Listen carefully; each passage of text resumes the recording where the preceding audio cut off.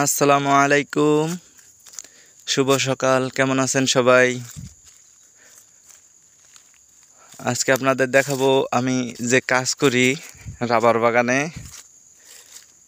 এই গাছগুলো কাটে কেমনে,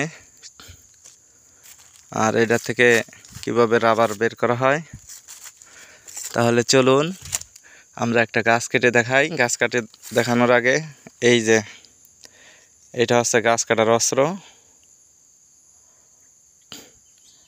এই যে এই ছুরি দিয়ে গাছ কাটা হয়, শুধু গাছের ছাল কাটা হয়, গাছ কাটা হয় না। এই যে এতটুক।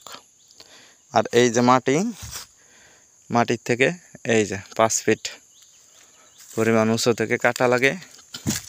এই যে আগেও কাটছি। আর এই যে এটার ভিতরে আঠা পড়ে, এইটুকু জমে গেছে, পুরো শক্ত হয়ে গেছে। এখন আপনাদেরকে দেখাবো কীভাবে গাছ কাটা হয়। এই দেখুন,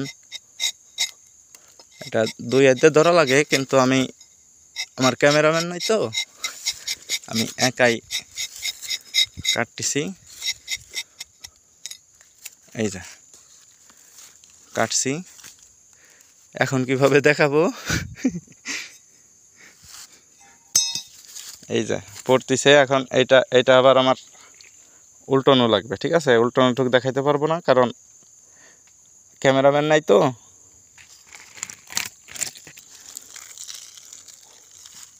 এই যে এর ভিতরে যে পানিটা ফেলাই দেওয়া লাগবে। এই যে পানিটা ফেলাই দিছি। এখন এই যে আগের মালঠুক বা আঠাঠুক, এইটুক এর ভিতরে ছেড়ে দিলাম। এখন থেকে শুরু করে সন্ধ্যা পর্যন্ত হয়তো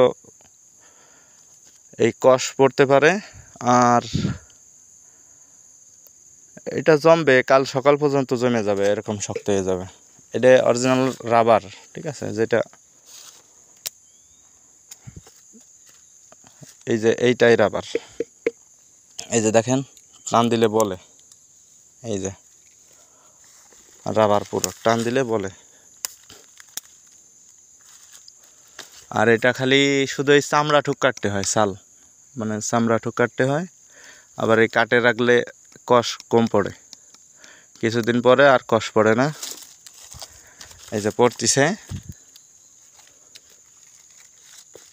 এই যে এইটুকু কাটছি উপরের টুক, আর এই নিচে দিয়ে এখন কাটবো।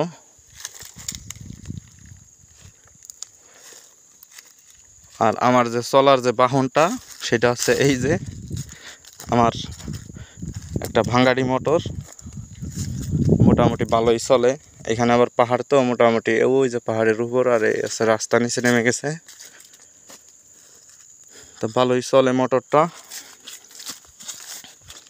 এটার দাম বাংলাদেশি টাকায় আমি কিনছি, একেবারে অল্প টাকা,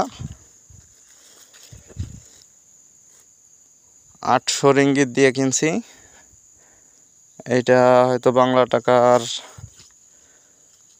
21,000 কি 22,000 টাকা হবে এই মোটরটা। আর এই দেশে তেলের যেহেতু দাম কম, চালাইও খুব মজা।